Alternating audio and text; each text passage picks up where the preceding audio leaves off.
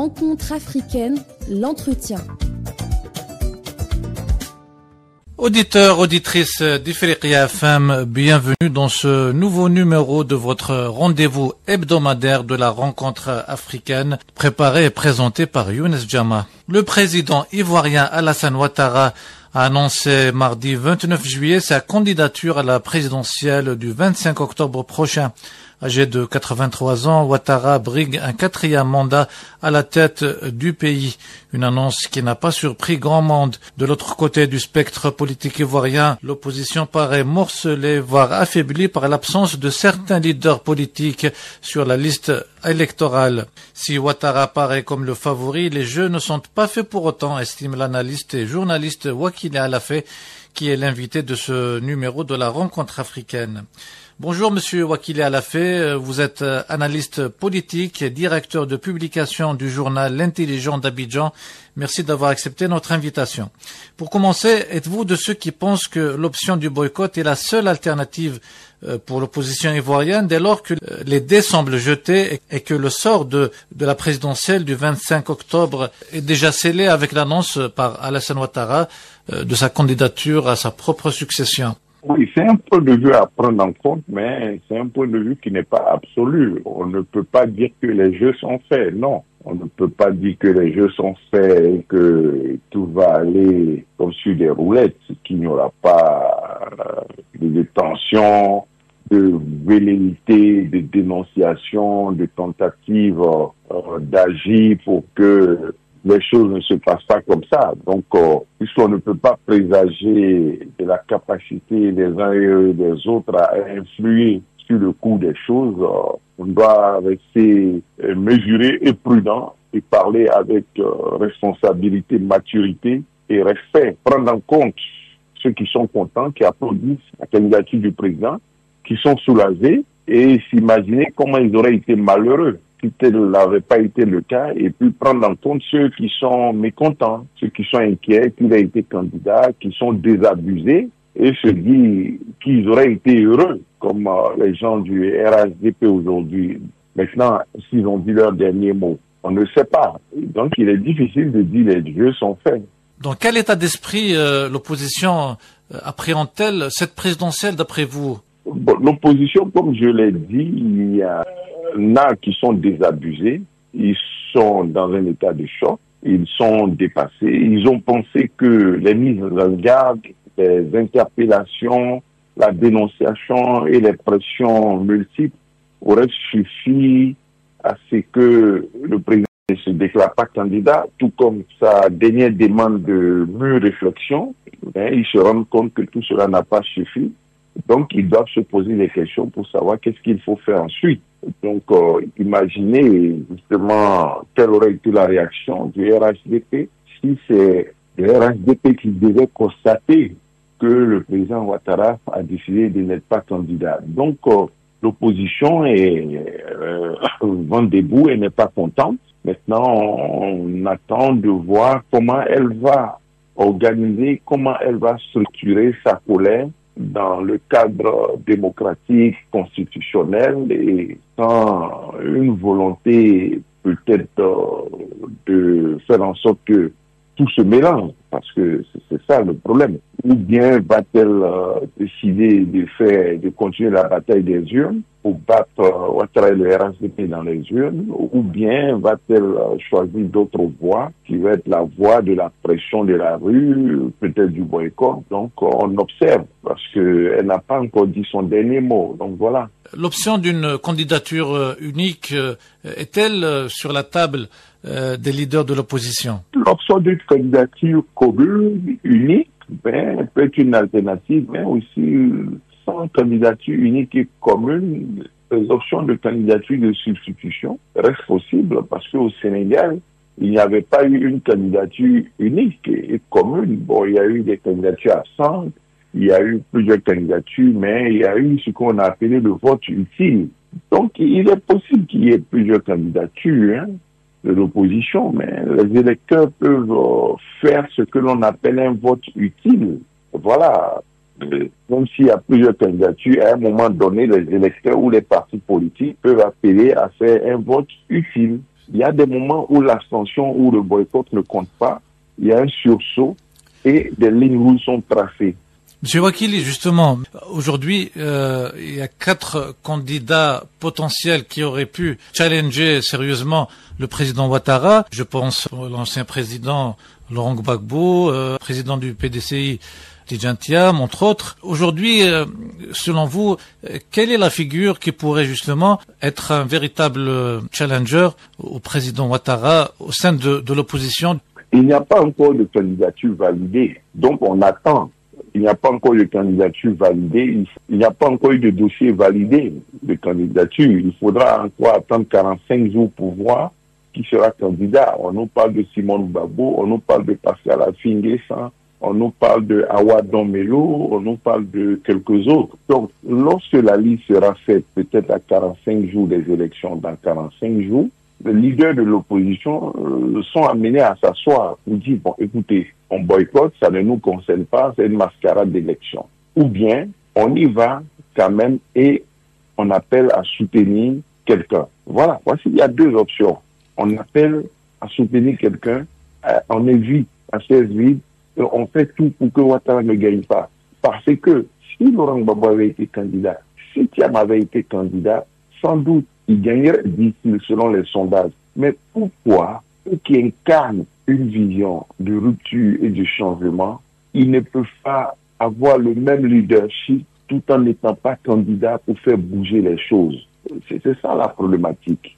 Soit le boycott, soit un sursaut pour remobiliser les troupes pour dire, écoutez, ce n'est pas une ambition personnelle pour Thiam, c'est changer la Côte d'Ivoire. Ce n'est pas une ambition personnelle pour Laurent Gbagbo, c'est changer la Côte d'Ivoire.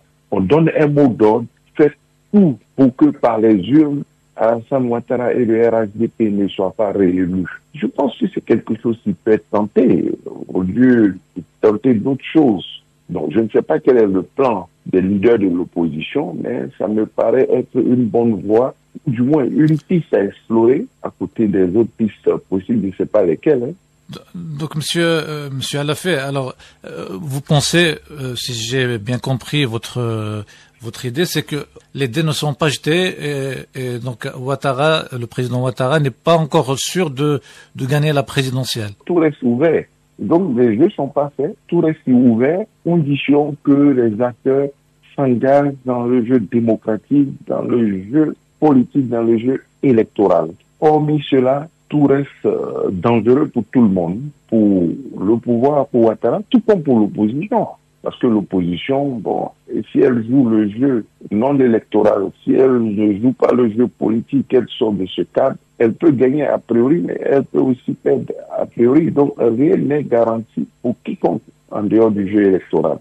Revenons, si vous voulez, sur le cas de Tidjane Thiam. Donc, il y a eu la décision du Comité des droits de l'homme de l'ONU appelant le gouvernement ivoirien à assurer ou à garantir le droit de Tidjane Thiam à se présenter à la présidentielle.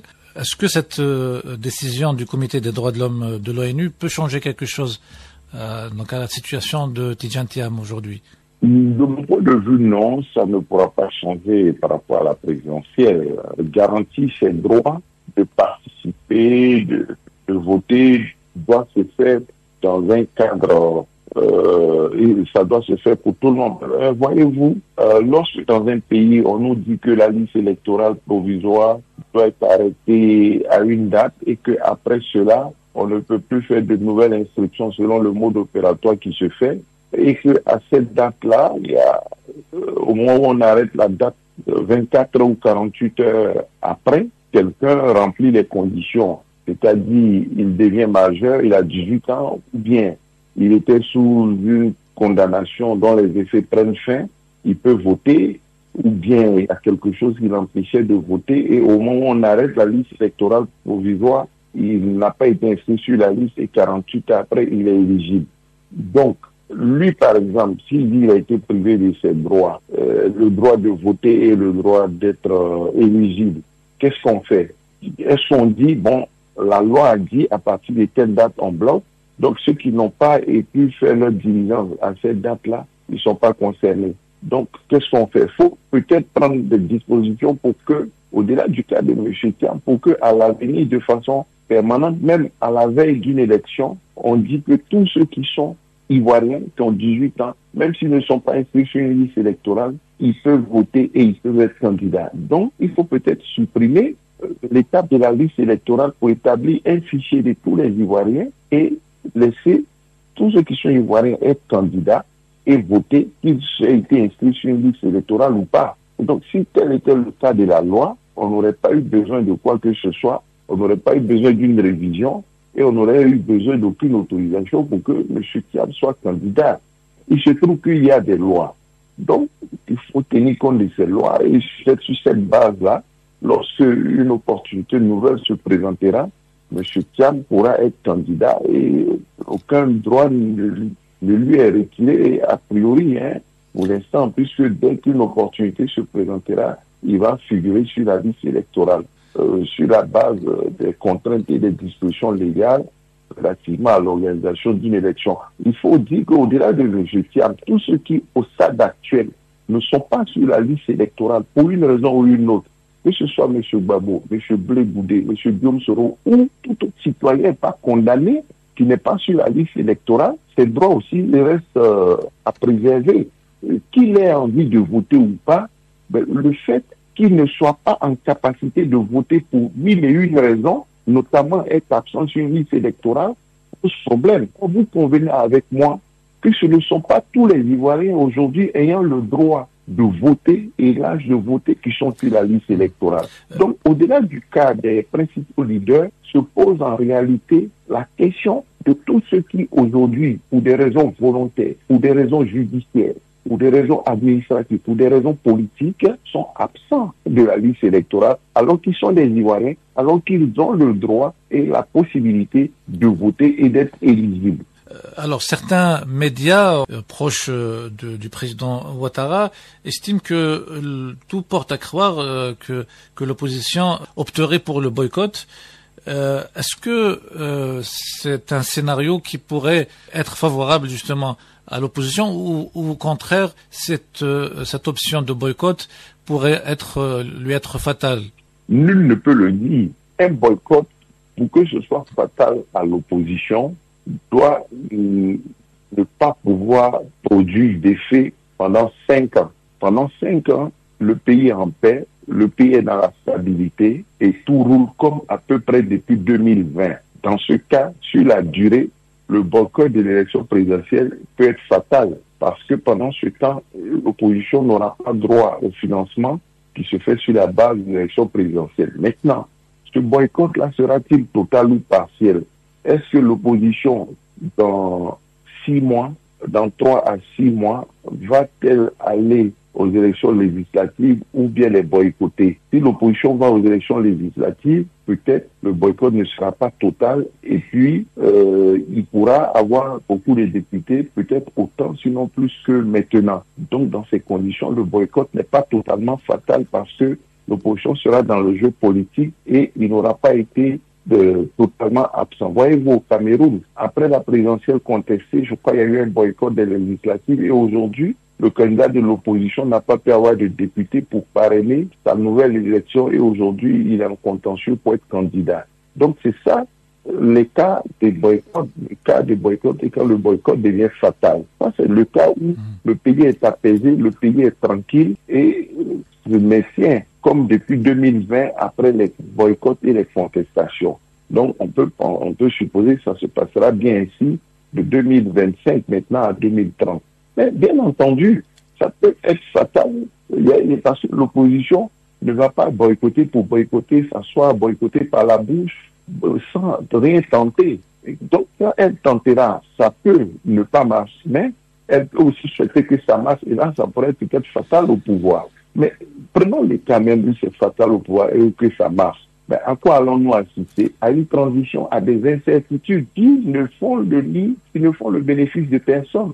Parce que l'opposition n'aura pas la capacité de prendre directement le pouvoir et l'opposition sera aussi emmerdée. Ceux qui viendront au pouvoir ne seront pas dans une position de rupture, ils ne seront pas dans une position sans pression, comme on voit les régimes de transition militaire ou d'autres natures qui sont dans d'autres pays. Nous ne pouvons que lancer un appel à la sérénité, un appel à la responsabilité, un appel à la concertation pour que les uns et les autres passent regarder.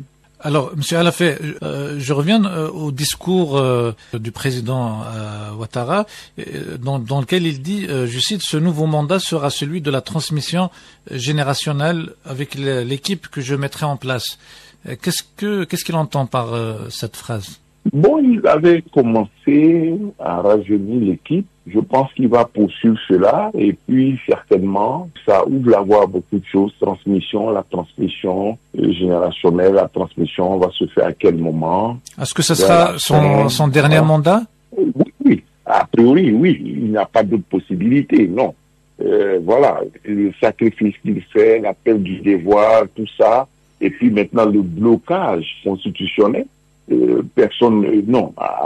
Après, il y a encore trop d'efforts à déployer pour faire d'autres mandats. Déjà que c'est pas évident, ce n'est pas facile actuellement. Il faut songer à un autre mandat après. Oui, dans la vie, on peut dire tout reste possible. On peut dire, il faut jamais dire jamais, mais quand même, non, quand même. Bon, voilà, je pourrais jamais parier cela, un autre mandat avec le précédent qui a été déjà difficile, l'actuel en cours.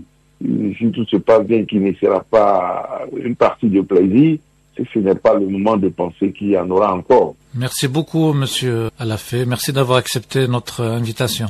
Je vous en prie, merci. Ainsi s'achève cette rencontre africaine. Notre invité était Alafé Wakili, analyste politique et directeur de publication du journal L'Intelligent d'Abidjan. Merci de votre écoute.